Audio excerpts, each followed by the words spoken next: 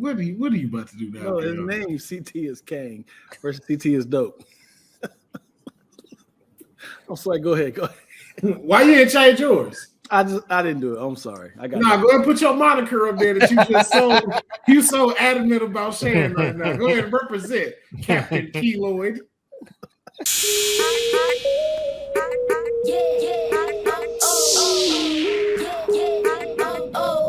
Man, you come straight out of a comic. That has traveled so far on my Sway's Universe review. Somebody was in the comments like, "Hey, I'm just here to represent Captain Keloid." I'm like, "Hey, man, it's a dope ass name, man." And the power was dope because when I throw it, it's Gambit's power. It's gonna explode. They're like grenades. Yo, my homie told me straight up, he was like, "Yo, I know that shit sounds silly, but that's the one that's gonna get the spin-off show on HBO Max. That's the one that's gonna be the fan favorite." Yeah, you hit me as hard as you want. The bigger the glob's coming. The bigger the glob. I think that. It's visually disgusting. Arms up. Visually disgusting. Oh man. But ladies and gentlemen, welcome to another episode of Stride of a Comic Book. You know, the place where we come to be able to talk about all things in the blurred culture for pop entertainment, movies, comic books, the whole shebang. And today is no different. I do have to represent my boy CT over there, man. We both Power Rangered out today. You already I just know. had to take that notice. I see you over there with the team CT, man. And of course, we got the Council of Deuces with us. And of course, Captain Keloid himself, Mr. Dion Lack. It's going to grow on you, if you will. No, I hate that. What's dangling? Ew. CT, this is why we need you here. This would happen when you're not here. I see it now.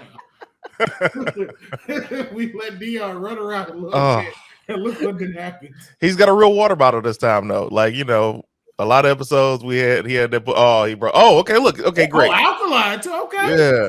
Look at you him. gotta survive out here, man. You got to cut a reel of just all the evolution of Dion's water bottle.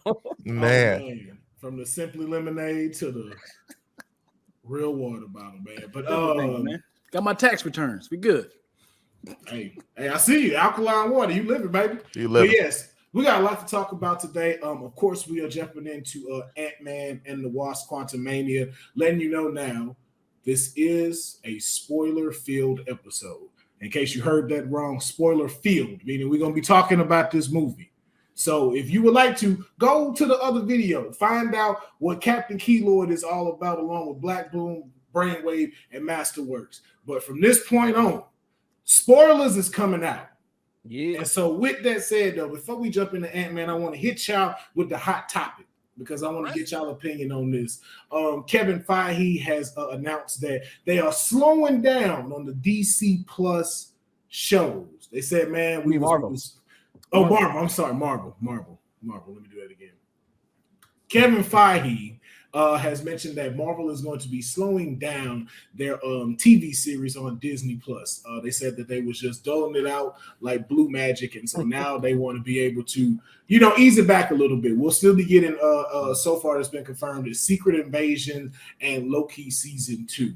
No word on Moon Knight or the rest of the ones like Captain America and the Winter Soldier to see if they may get a season 2 as well as Ms. Marvel. So I just want to get y'all opinion, and we'll start with Deuce. Like, how do y'all feel about them slowing down on the Disney Plus series? My thing is that if they slow it down, I think just slow it down with the main characters. The great thing about having a show service or, just producing shows is you're able to flesh out side characters who may not necessarily need to be on the big screen, right? So I think where they shot their load at, or they did too much, was that they were trying to figure out how to bring in the big names so many times. Like every show had to have that one, like, oh yeah, this is She-Hulk, but we also got Bruce. Oh, this is this show, but we also got this person. So if they're slowing it down based off of that, then I am 100% okay with it. What I hope they do is they transition to like the Okoye series. I'm okay with the Okoye series. I feel like that's not going to take away from the main cast of the Avengers and everything like that, right? So if you're doing shows like that, then I say don't slow those down, but stop trying to bring in the big names. Gotcha. Here's the thing. Even with that, I agree and disagree. One, we know that Captain America is going to be a film, so he's not getting a season 2. But when we talk about the series of an Okoye, the only show that they dropped that did not have a big gun was Moon Knight, and that was incredible. It got a really slow start. Like, it didn't really pick up for me until episode 3, but that was the only show. Everything else was like, hey, watch this show because we got some Avenger appearances. Hey, watch this show because we're going to show you this character. And it's like, fam, none of these characters are strong enough to stand on their own, so they don't need their own show. So when they were talking about the Echo series, that's the one I was dreading coming, because I'm like, bro, nobody cares about her. We didn't care about her in the Hawkeye show because nobody really cared about the Hawkeye show, if we're being quite honest. And you're going to give her a spinoff, and she was the least likable character, and you try to make her redeemable. If anything, when we go to the Okoye series, I love Okoye, but do I need to see a series with her? No. Now you're just throwing stuff against the wall. I would have preferred, and I don't know if I had this conversation with you guys or the members of Team CT on my stream, but I would have preferred for them to do an anthology series on each Black Panther. Yes. Oh, you know what I mean? Yeah. That would have been dope. Like, you go from the first Black Panther, and then you go to the next one, and none of them are related, you know, except them passing the baton. Yeah. That would have been a series I would have loved to see, because it teaches you the history of Wakanda and the Black Panther, instead of, so the bodyguard is no longer in the Dora Milaje and she's going off on her own. It's like, fam, so if you're telling me that you're slowing it down just to show us Secret Invasion and to show us Loki season 2, great, because these two series, one popped and the other one people are just excited to see who were Skrulls. Yeah, I think we're missing. I would love to have a Wakanda series, because it's a council of people that they need to unpack. Pretty much the second movie was a Wakanda series, and if they had really like slowed down, that would be a dope ass series, because each tribe is a story. And just to kind of like stay there in one episode to kind of see, you know, who's gonna be the next king or something like that. We don't like Shuri as the queen, you know, I don't know, some sort of, because everything can be unpacked. Another series that I would love to see, since we've already unpacked, we're talking about it, Quantumania, like that right there. Have so many worlds in there that, you know, it'd be nice to see when Ash Kane came in there and seeing Janet, you know, there's, you know, all the relationship, the rebellion and everything like Murray. that. It was so much. I was like, dude, they're trying to build a world here. This could be the new Star Wars, pretty much. So I was like, I really think that'd be a dope little series to kind of, because they can flush out how he built his empire, and I don't know. It's so. They definitely could have shown it. They could have shown, and not to jump ahead at all, but just to say that one sentence, they could have shown how he started to conquer the quantum realm. And it was a throwaway line when they said, the quantum realm exists of several different worlds, and you didn't show us any of them. None of them. I even think to piggyback on CT's point, like the quantum realm will be great as an anthology, telling it from different stories, because we saw so many different tribes, so many different sections. I think that would make a good series. I think they need to try to find more of a balance of, like how you even say, CT, I don't need to see Okoye get her own show, but I wouldn't mind seeing a show about Wakanda and seeing where that goes to be like maybe some Game of Thrones type of thing. Also, too, I think even for like how you said, CT, with Echo, I don't want to see an Echo show, but I wouldn't mind them doing more of the Marvel presentations to give her like a 45-minute little thing for me to see. Oh, okay, this is why you want us to see this, and that possibly shows Kingpin and ties into the Daredevil series. It's like, okay, I see you giving me these little pieces like you did with Guardians of the Galaxy. Like y'all let us know a lot of stuff that's coming forward. Like they got a new ship. They own Nowhere now. And, you know, Groot's a little bit older. So it's like you give us those pieces instead of giving us 8 episodes with, like how CT said, you may have like a Moon Knight where 3 episodes is slow and it picks up, or 3 episodes is slow and it continues to stay slow.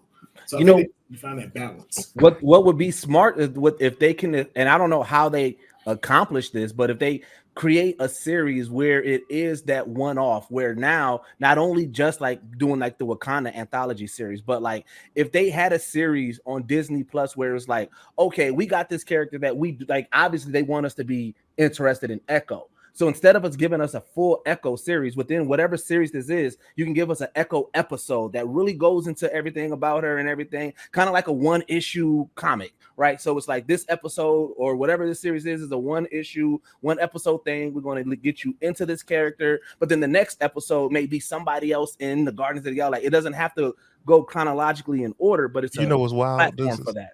This is what's wild. Will just said that, and you watched as he said that.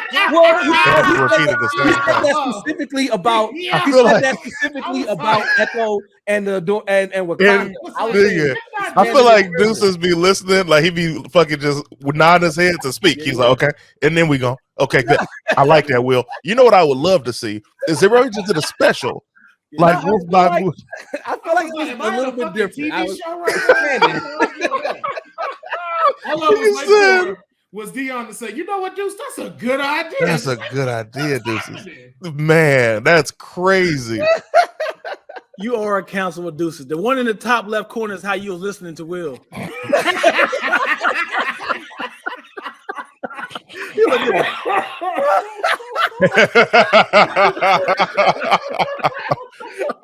That's crazy, bro. I was like, okay, cool. He about to break character any second now. And he kept going. I was like, oh, here we are. All right. But here, when we say the series, I do love, what was it called? Werewolf by Midnight? Or what was it? Yeah. Werewolf by Midnight. Werewolf by Midnight. That was incredible because you introduced Man-Thing, which I think probably lit a fire under James Gunn's ass. But like, hey, all right, we got to drop Swamp Thing right now because they don't look like they're doing nothing with him. So when you see Werewolf by Midnight, the way it was presented was great. The way it was advertised was incredible, and it was a one-off. And you showed us a different part of the darkness of Marvel, and I love that. So if you do that with any character, this is what I don't agree with. Don't give us these lesser known characters unless they're part of your massive story, which I don't think they are. Yeah. Give us the characters that are like, so if you don't want to do, first of all, Hawkeye should have been a one shot. That give me 2 episodes of Hawkeye, you could have got the exact same result. But if you're going to introduce a character where you're like, we ain't got the budget for that for a couple of years, but we can do a quick 2 episode thing, do the Nova Corps real fast. Do the things that can help us move forward faster. You can't tell me you did a Guardians of the Galaxy holiday special with that budget and you couldn't have done another Marvel property that we don't know about or that we are fans of that you just didn't have the massive budget to produce a film for. Yeah. What's bothering me right now is they had, I don't know, I'm just throwing out, they had 10 Disney Plus shows. Not one of these characters has popped up in any of these phases. Like, dude, you're setting us up for us to be familiar with these characters, but like nothing has connected. Like you're setting up so much shit that has not came up yet. Well, it looks so we got to keep track of all this continuity. But it do look like they are doing that for this next phase because, like the Marvels that are dropping in, I think November because it got pushed from July. Like they've already stated that like Miss Marvel is the breakout character of that movie. So that poster is real, right? That's the poster is a real poster that they released. You know, it be Boss Logic sometimes. I'm like, right. He was like, I just threw this out here, and it's like, oh no, by the way, it's real. Like, what? Come on, bro. I have a question and I have a statement. Ant-Man was the first movie of Phase 5, right? Yes. Yeah. Will, you told me before we even watched this movie, hey man, my friend said this is about to be like an Avengers type movie, that there's gonna be a bunch of shit that's gonna pop off. I was like, it was not, nigga. It was not. Yep. And with that being said, let's go ahead and jump into our main topic. Quantum midness. Because it wasn't no Quantum Mania. But I was expecting to see Flash, like going back in time. I'm expecting to see like little glimpses of like Avenger fights. I mean, I was like, we about to be all through this universe, boy. No, when you see it, I get what they were saying. When you see it, I'm just like, oh, you mean the fight? That's what you was talking about. But we're gonna get into that. So the way I want to break this down, so we're not all over the place, and we keep some kind of structure. The way we're gonna talk about this is we're going to just kind of give your overall opinion about it, not giving too many details away. We're gonna start off with that, and then we're gonna talk about the good, the bad, and the this what's going on, like what's happening. So I want to start off with you, CT. CT, give me your overall opinion on it, and like a scale from 1 to 10. What were you giving this movie after watching it? After watching it, I gave that movie a 6, and the 6 came because I stream on Caffeine Tuesdays and Thursdays, and I often give spoiler reviews, and I kind of went hard on it yesterday, and I want to redeem that by saying it's still a 6. But I'm giving nothing but love to Paul Rudd because we all love Paul Rudd. This was not his fault. He is an actor. He's a hired gun, and you do what the studio asks you to do. I read some information before the podcast today that revealed from one of the visual effects artists for Marvel was like, yo, Quantumania didn't have the budget behind it because all the money went to Black Panther, Wakanda Forever. So that was the important thing. And then when it came to Ant-Man, they were just like, here. And exactly, I was hurt to read that as well. So when I saw the film, I was like, all right, Will said it's gonna be Avengers level. They also said Quantumania. The problem is these fucking titles. They keep giving us these titles, and you say Multiverse of Madness, Quantumania, and it's like it's not mania, bro. It's Sania. This is the most normal situation anybody can be in. Yes, you built this new world, but you haven't. First of all, there were no stakes. You showed that there were no stakes at the way that you got rid of Kang. And I know that they reshot the ending a month before they released it. So I wonder what the original ending was. But you showed us that there were no stakes when you have Ant-Man and Wasp kill Kang. Okay, cool. Kang dead.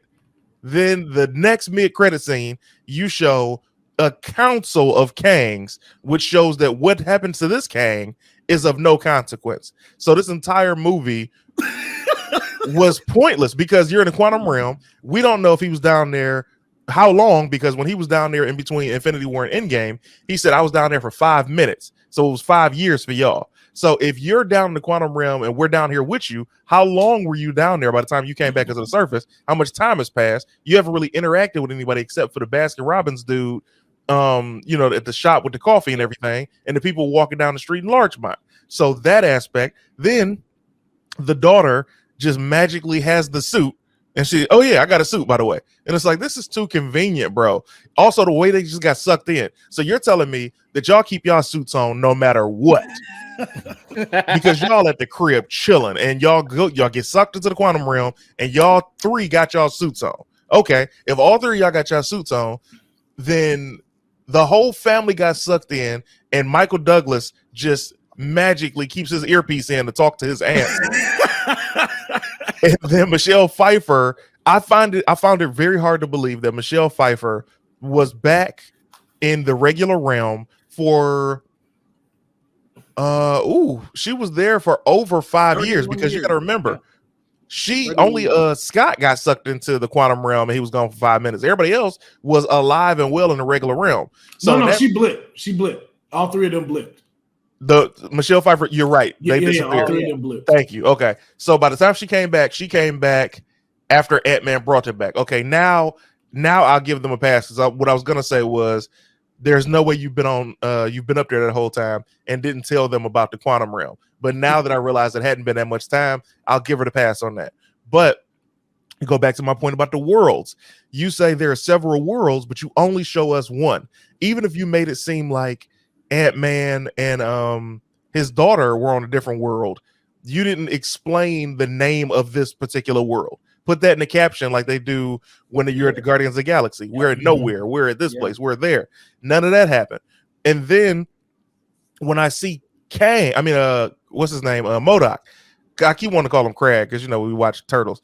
But when I see MODOK, I was like, all right, this is a great helmet. When they lifted that fucking helmet, bro, I say this shit looks like a horrible Photoshop job. Yeah. And that's what goes to what that visual effects artist said when he said all the money went to Wakanda Forever, because that looked so cheap. Yeah. And MODOK looked so small. I'm like, come on, man.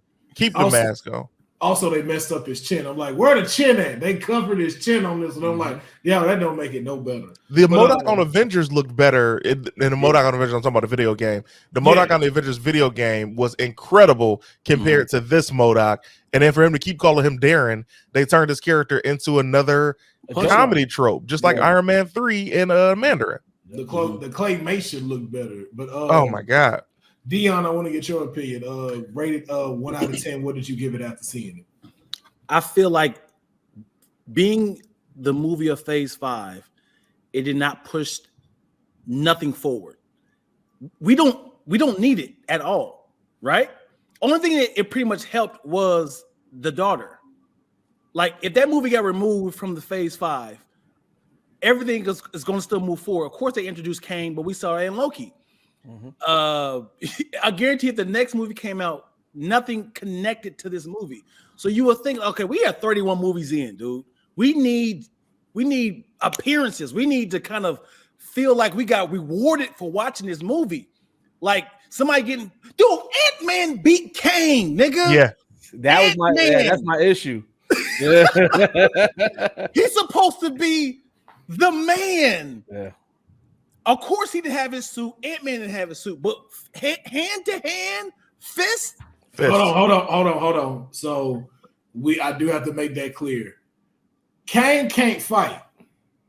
You have to know, like Kang's a nerd. That's why he has all of that technology. No, like hand to hand, Kang can't really fight. That's why he got all of them powers. Kang was bullied as a kid. Like Kang don't really have hands like that.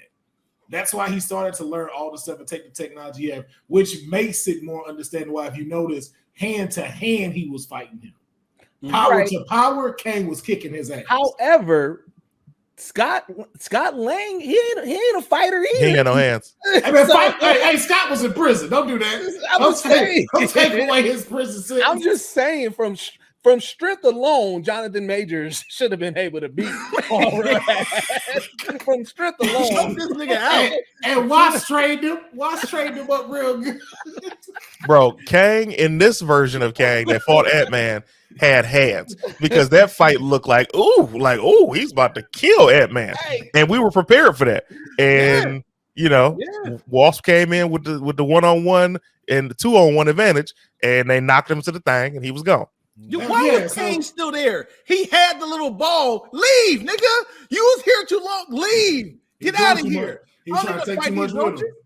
Get out of here. He was trying to take the squad with him. If he would have did it by himself, it would have been in and out. But he was like, "Nah, I'm bringing the niggas with me. We going." He was acting like Michael Keaton. He was acting like Michael Keaton in Spider-Man. It was like, "Yo, let it go. You finna blow up." Like, nah, I got it. Like, see, you should have went by yourself. Also, Kang had the worst henchmen in history, bro. It seemed like everybody was easily able to take them out, dog. Bruh. But Dion, what do you give it? A 1 out of 10? If this was just this movie, like I enjoyed it, but I hate that it's the 31st movie. And I feel like it didn't help at all. I would give it a 4. Damn. I know, but it's part of a major franchise, man. You're right. Yeah. The third one should be the best. Yeah. But we see Thor. You know what? The only Avengers film that has gotten a third movie that was good was Captain America, and that's only because they made it Avengers level. Yeah. Iron Man 3 was not good. Thor 3 was not good. Thor 3 was Ragnarok. 3 was good. Yeah. 2 was okay. bad. So Thor 3 and Captain America 3 are the only two that have gotten the third movie that were Avengers good. 3. No, well, you can't count on Avengers is a big team up. I'm talking about solo films. Yeah, because they don't name it like sequels, like Avengers 2 Secret War. Yeah. So, Deuce, what about you? What do you rate it? So I'm giving it a 6.5. A lot of the same gripes that CT had is the same that I had. Again, leaning in on I think we theorized that Scott was going to die, right? And I feel like when we think about the stakes here, what took away the stakes is here, because we theorized that we know that Kang is getting out, so Ant-Man must die, and that's going to make everybody really like, oh shit, Kang is coming. So when they had him beat him, I was like, wait, what the fuck? Like I was like, this makes no sense, because now I don't care, right? And then like I said, MODOK, when he came in with the mask, I was like, okay, they not giving him the face, but that mask is beastie as a bitch. I fuck with it. But as soon as you saw that, the same pissed off I was when we saw Heimdall's son in Thor. That's how I was like, what? I was like, I could have did this. I could have did this way better on my own. Like this was horrible. And I think that watching the whole movie, I was good. Even when MODOK came in, I was like, all right, whatever, I get it. You know what I'm saying? I was okay with that. And I was okay with the pacing. There was little small things, but it was literally that last act when Kang lost. I said that took away everything from the movie. That changed it from this being a 7.5 to a 6.5. Hold on. Let me add this. I just thought about this. His powers worked inside the quantum realm. Like he can grow and shrink, right? It's weird. I know it's kind of weird. So remember in the first movie when he used a little chip to put it back in the thing, he could have came out the quantum realm the same way, right? No. So that, like they said, that was a 1 out of a million probability. And you got to remember, there's different spots in which he's at in the quantum realm. That's even like the thing about like how CT was saying Scott being trapped for 5 hours. He wasn't technically in the quantum realm. He was in a time vortex. That's why time passed for him like that. But no, in the first movie. No, I'm saying he was trying to reach. He was trying to grab it and he put it in his machine. No, that's what I'm saying. That was like a 1 out of billion phenomenon. And he wasn't technically in the realm that they were in the third one. So we don't technically know what level he was at, because you saw how far they had to travel into it. There's no telling where he had really stopped at to be able to pop back in. When you look at the movie, Kang could have just been transported somewhere else. He didn't have to die, because at least that gives it like, damn, how he gonna get out? Because we know he getting out because they got a whole movie called Kang Dynasty. Right. Did they confirm for them they confirmed it in the post-credit sequence when it was the council of the damn Kangs. Well, I assume that they and I get what you said. What I took from that post credits, because I thought that too at first, but then I started second guessing it after listening to all these theories that he may be trapped within a lower level of the quantum realm. But if I'm gonna trust the way the whole credit sequence was set up is 3 of the major Kangs were talking to each other, and they were like, "He's dead, and you're just mad because you're not the one who killed him." I put the call out. He was like, "How many did you call?" And he's like, "All of them." Yeah, okay. So that's why the call came, because that one was killed by the hands of Ant-Man. So, but it also kind of gives them a way to make the other Kangs stronger, because if that Kang got killed by Ant-Man, then the rest of them got to be so super strong that you need the rest of the Avengers. But the problem I'm realizing in saying this isn't the movie. The problem is us as a whole of comic book fans, because we start creating these big ass goals and theories for these movies. And to this day, Feige has never validated any of our fucking theories, with the exception of Spider-Man No Way Home. Spider-Man No Way Home was the greatest Spider-Man movie of all time, because he gave us everything we wanted, which was both Spider-Man. We got to see the Goblin. We got to see Doc Ock. Like, it was incredible. The only outside of that, he's never validated our things. Like, we were like, yeah, Iron Man this, Iron Man that. Fantastic Four. He gave us that. Who?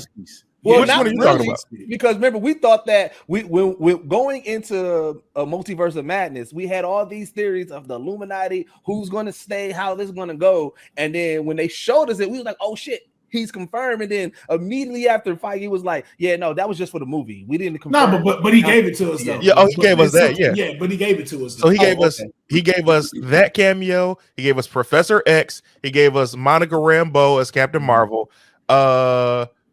Nobody really asked for the Black Bolt guy, but we definitely got the conversation that they were like, yo, we wanted to have Tom Cruise, but schedules wouldn't align. So they would have given us all 5 cameos that we wanted. Then Spider-Man No Way Home. Other than that, every movie that comes out and we have these big theories and we have these expectations, he always fails us because we watch the movie and we're looking for the things that we created and it's not there. And we're judging it based off of what we created. Yeah.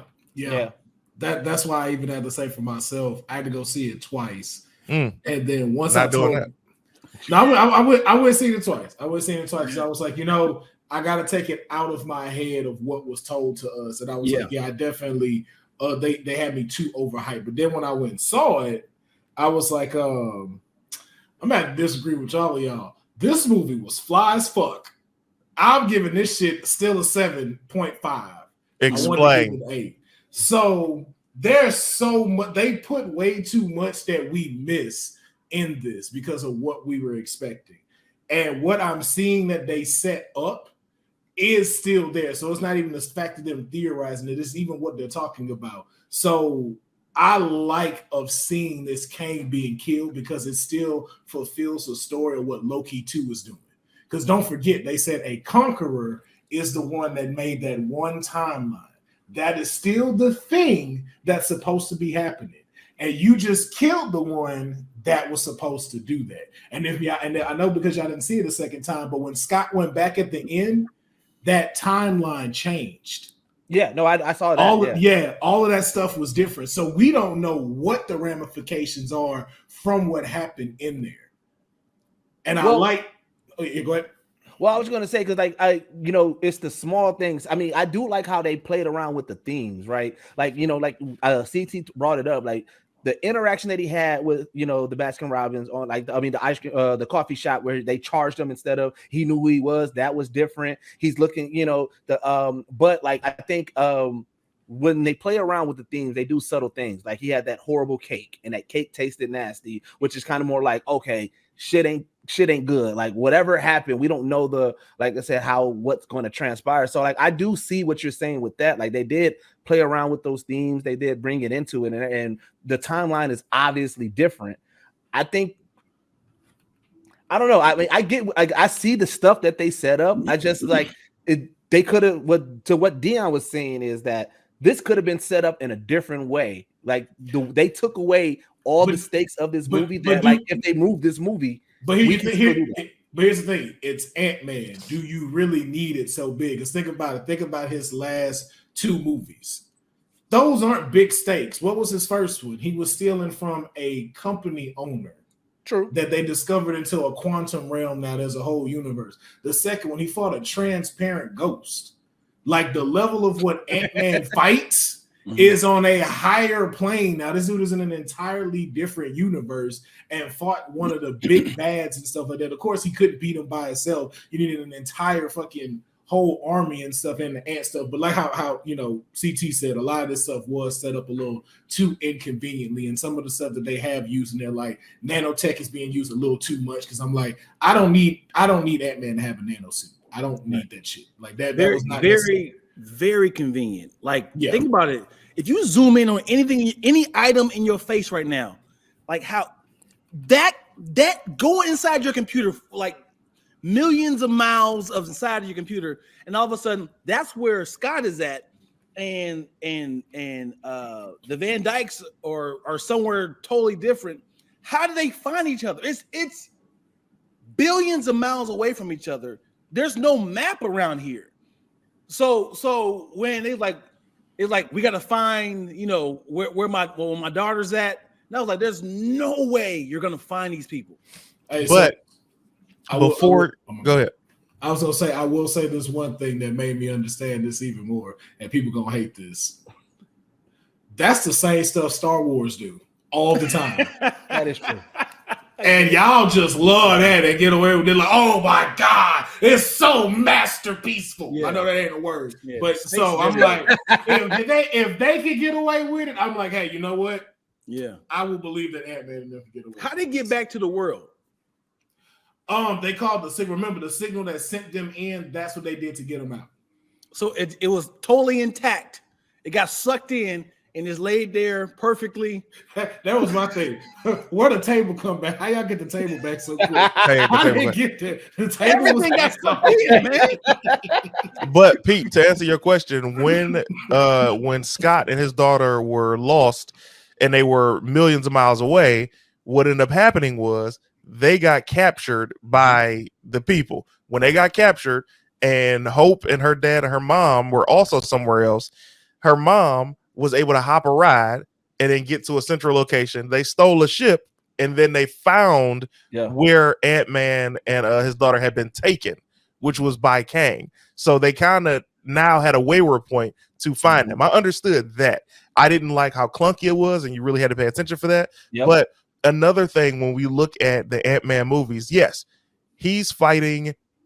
None of his movies have real stakes, because even if you look at the first one, he was having this like action-packed fight with Darren, and when they zoomed out, it was just toys on a track. You know what I mean? So it was like, I get it from that aspect, but yet and still, if Ant-Man is having this fight with Kang, he should have died. And if they're going to show the timeline being switched, make it a little bit more pronounced. But beyond that, this is what I'm getting tired of. I'm tired of the sidekicks, bro. I'm tired of these superhero families being expounded upon. Like, it was fine with characters that we knew, like Iron Man, War Machine. Cool. Iron Man's dead. War Machine should step up. But when we're doing the whole, and it even got tiresome in Iron Man, because you got Iron Man being Iron Man, War Machine being Iron Man. Now Pepper is being Iron Man. And then you move on to Captain America. Captain America got Bucky, and Captain America got Bucky, and he got Falcon. Now Falcon is when it becomes, I'm tired of seeing them focus more on building up sidekicks before they build up other number one heroes, i.e. X-Men, i.e. the Nova Corps, i.e. the Fantastic Four. Like, it needs to happen sooner, and it needs to happen now, because people are losing interest in these movies because you're watering them down, introducing more and more sidekicks. Like Ant-Man's daughter, I'm like, yes, okay, we get it. She's cute. She's older now. She wants to hang around her dad, but now what are they going to send her instead of him? Huh? Very, very unnecessary for the movie.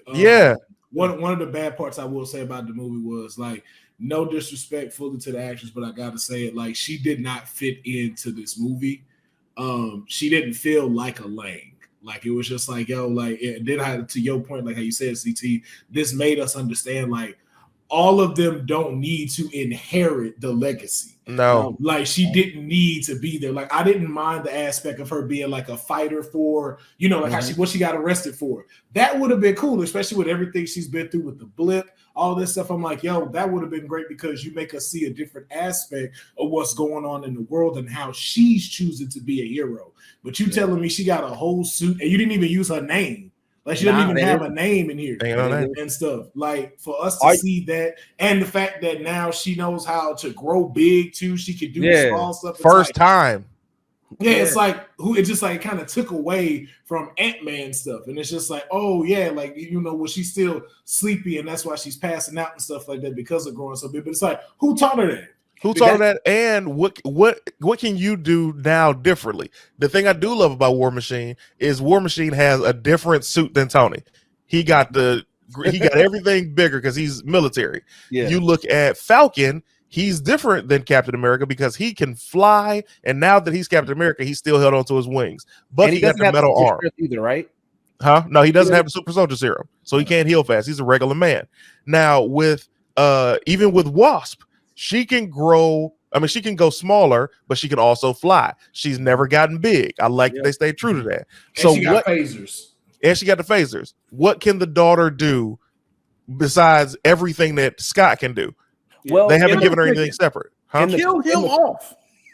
Kill them all in the comic. And this is why kind of to go to like investing so much in the sidekicks.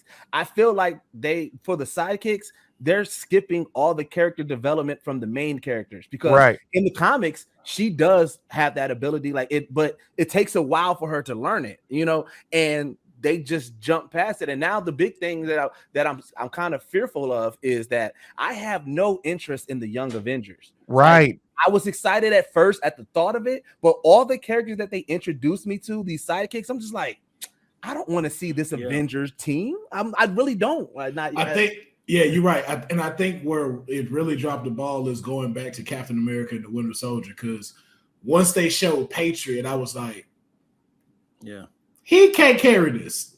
I was like, this is not my Patriot. If you think about it, the whole Phase 4 was all developing new Avengers. Yep, that's crazy. And the only one that really and this still is not saying a lot, that even has some kind of clout to where you want to kind of see him, is Miss Marvel. And once again, that's still not saying a lot. Right. I would throw in Yelena, depending on if they make her take up the Black Widow mantle, because I do like that. I like Yelena. I like her a lot, to the point where when they chose to kill off Black Widow, I was upset, and I'm like, there's no way they're going to do it. And then when they introduced Yelena, I said, if she takes up the mantle, I'm okay with it. We got to see what she does in Thunderbolts. If I can see her break out of that entire group to show like, oh, okay, while we still behind you as Black Widow, then I can see that. But for right now, when does it come out? Next year, apparently, right? Thunderbolts. I believe so. Yeah, it's scheduled for next year. Or a movie? Movie. Oh, that's a movie. They should have did that as a series. That poster looked very TV-ish. Well, it's not an official. Wait, do they have official poster out? Yeah. Remember, we was talking about how underwhelming it was when they revealed it. July. No, I think that's just concept art. That's just concept art. Oh, well, July 26, 2024. No, it's not. This is what they showed. Well, they showed to the world it at the release. Feige showed it when he introduced them. Yeah, that's not the official movie poster though. That's just the concept art of them dropping it. That's not. They don't drop concept art when they showing it to the world. Look they drop concept. Look at them. That's my point. That's my point. Oh God, I hope that. Oh my God, because that's exactly. No, y'all, no, come on, for real. That's what it is. That's the poster for Thunderbolts. Bro, that's concept art that we turn in. No, it's not. That is what Feige shows when he's advertising this bullshit. It should have been a TV show. Now I got to get out of here, but it's always a pleasure. Yeah, thank you for coming through, bro. We gotta keep this thing rocking. Yeah. So man, that's like that art, and like I said, Yelena, because she has I think the reason why I liked her so much when they introduced her as a counterpart to Black Widow is they made her own style of character, right? Like she's more comical than Black Widow. She has the same type of skill set, so we know that she can fight and everything like that, but like she's a little bit more brass, right? So it's like you're able to distinctively separate them, kind of like how we seen, like I said, with Iron Man and War Machine and Captain America and Falcon. With everybody else and all the other sidekicks that we've been getting, now they're looking more like, okay, you're just a younger version of the main character, but you're not giving me anything besides you're a rebellious teenager. And I'm like, that I don't need every character to be a rebellious teenager. I mean, but that's what that again too, that's still what Yelena's giving. So you know what I'm saying? Like, if you think about it, like this is a person who's never been free, and now she's free, and she still kind of gets into the stuff that she knows. So it's just like, yo, I'm gonna be this rebellious person where I do what I want to do, but you still fall in the old habits of being controlled. And so it's just like, yo, there's still not a lot of like even too like you're mad about going after Clint Barton. You're still under control. Yeah, someone told you that. You don't even know that that's true. Right. And you just went off of that to go fight something. You're still a rebellious teen that doesn't think straight. And so that's why I'm just like, I need to see like her in Thunderbolts for me to be able to see something step up for her to be one of those that can also help take away to help the young Avengers be more taken serious when it comes out. Because right now I hate to say it like this, but right now it's all like a comedy. Like you got her. She's witty, but she's funny. And I know she could kill people, but again, too, it's just like I can see her closing up when something bad comes. The new Hawkeye, funny, but like when the big stakes are high, can she get the job done? I'm not seeing that. She-Hulk don't even want to really be She-Hulk, and it's hilarious. Yeah, right. And then you have Moon Knight if he decides to join. Moon Knight don't know what the hell he want to do. Yeah. So we don't even know how reliable he's gonna be. We don't Trinity, the Thor's daughter.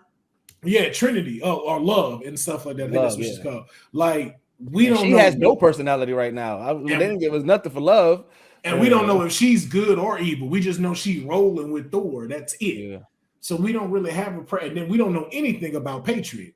And we don't even know if Patriot's going to be included in the Thunderbolts. We don't know if he's about to be in Captain America New World Order. So it's just like these young Avengers the only one you can really see is Shang-Chi, and then Shang-Chi is still very inexperienced because there's no way you can put a intergalactic situation on his shoulders. You know what they should have did? And Dion, I saw you about to speak, so I'll let you talk next real quick. Good. But what they should have did, so knowing that the Avengers, just like Justice League, has so many different variations, and I get it, they want to get to the young Avengers, but I feel like if you were going to dismantle the current Avengers that we've seen, then you need to introduce the other big dogs that be in Avengers, like Wolverine was an Avenger, Mr. Fantastic and the Fantastic Four, they were Avengers. Like, you can introduce that different version of the Avengers and we would still be excited for it. But you're introducing us to these young characters again that nobody is connecting with. I have not heard one person say, like, hey, you know who my favorite character is? Cassie Lang in this motherfucker. Like, I can't wait to see. Like, nobody is excited for any of these new characters right now, and that sucks. Go ahead, my bad. You do I think it would be dope. I don't know if they can do this or not. It would be dope if I don't know if this could be a thing. It's probably already a comic book. If all the original Avengers got brainwashed into being evil, and then all the younger ones had to fight the protege. Oh yeah, they've done that in multiple times and right. And DC's. Yeah, I think that'd be dope. And then they lose, and now they have to kind of go and get the Fantastic Four and X-Men for help. You know what I'm saying? That'd be a nice little way to kind of like bring them in. Yeah, I don't know. Well, no, I mean, another piece I see is the multiversal Avengers. Yeah. So that's the way I see it, of like now, especially like with the Kang Dynasty, and then you have Secret Wars coming. It's like you're gonna have to pull from different stuff. Like you're gonna have to pull from different multiverses, different universes, because like, you know, even the only one that we even think now, but then they kind of like shot a hole in that, was Spider-Man being a part of the Avengers, but no one knows who he is now. Yeah. So it's just Spider-Man. So it's just like, okay, like, and we already have confirmed that they're getting a fourth Spider-Man. So it's just like, but didn't they start production? Didn't they just announce? No. It just confirmed they have a script written. Oh, okay. I knew they announced something recently. It's an easy fix, though. It's an easy fix. He can join. He's like, hey, I'm Peter Parker. But they ain't gonna know the history. They're just gonna be like, oh shit, Peter Parker, the kid from doesn't it? Like all the history is. But he helped out. His body helped out with Thanos. True. You know, so they said they remember him helping out, but they don't know his identity. Well, no, we gotta see. So no, but see, that's the thing too that we also got to remember is that was Iron Man's protege. Yep. And so you gotta remember, with all of that going, he knew Peter Parker. So then that means all of that stuff that happened doesn't count. No one knows who that is. Yeah, for the most part, it's more so Iron Man's his cast. Them the ones that really are impacted by not knowing Peter, because Happy, you know, all of them, like they had interaction with Peter outside of just Spider-Man because of Tony. Maybe Captain America, because he had those moments of, oh, you from Brooklyn, I'm from Queens and stuff like that. But he had a mask on though. True. Yeah. True. So they know that stuff, but then too, like Peter knows inner workings of that company and stuff like that. So just like him, like running into Pepper when they got to talk, and it's like, dang, I've had a conversation with you, or seeing Happy again, because we don't know what Happy's doing right now and stuff, but just running into him and everything. But then too, also coming across with like Daredevil. Like Daredevil is in his city and stuff like that. I don't see no reason why they wouldn't make them collab. But again, he doesn't remember that he represented him. Yeah. So like it could be an easy fix though, like how Dion said to that. Like not to say it's like a huge big deal. So there's a theory floating around. I wanted to get you guys' take on it. one of the theories is that the reason why the movie ended the way it ended was this was really Kang's plan, that he's not dead. He wants the council to think that he's dead, so that way Kang the Conqueror, that one, he can truly prep in the outside world now for the secret war. No, not the secret war. The what's the other war coming? The other event? Kang Dynasty. Yeah, no, the one after that. Secret War. Yeah, Secret War. So that way he can truly do Secret War, because they were saying that right now, if you looked at kind of do what CT said, if you look at his army and how he prepped and planned in that quantum realm, he wasn't ready for the war to go against his variants. But obviously the variants fear him, so that's why they exiled him to the quantum realm. So for him to be in a place where the other Kangs, he don't care about other people, it's the Kangs he care about.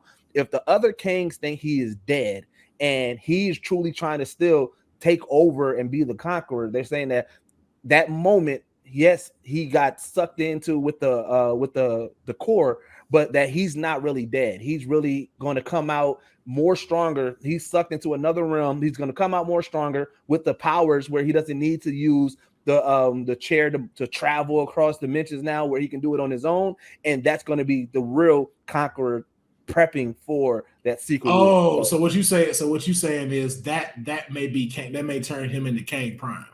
Yeah.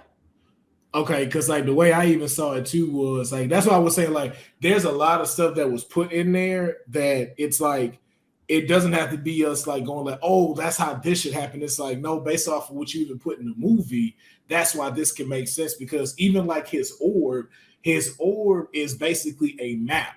And like how you just said, so like it has all those destinations that he's been to. Yeah, so like how you said, and it imploded with him and you got to think about it. But so the chair is what, the orb is what opens that to send him there. The chair is what protects him. So like how you said, he just went in there without his protection. And then you think about like, and this is just anytime comic book or like geek properties, my theory is if you don't see the body, they are not dead. So though the Council of Kings said he's dead, we didn't see the body, we just saw him get sucked in and yelled. That's why I said I don't believe that he's dead. Yeah, and those Kangs are very arrogant too. So we also got to remember that as well. So this is what I wanted. Now I'm hearing y'all.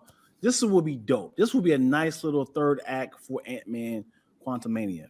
Imagine if Kang got out, Ant-Man joined him. He entered into a place that it was something that was in phase 2.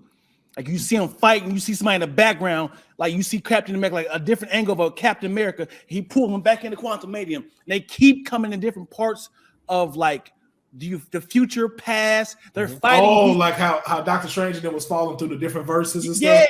But it's a fight. Imagine if they were fighting. Kang got out, and he was where they were fighting Crossbones.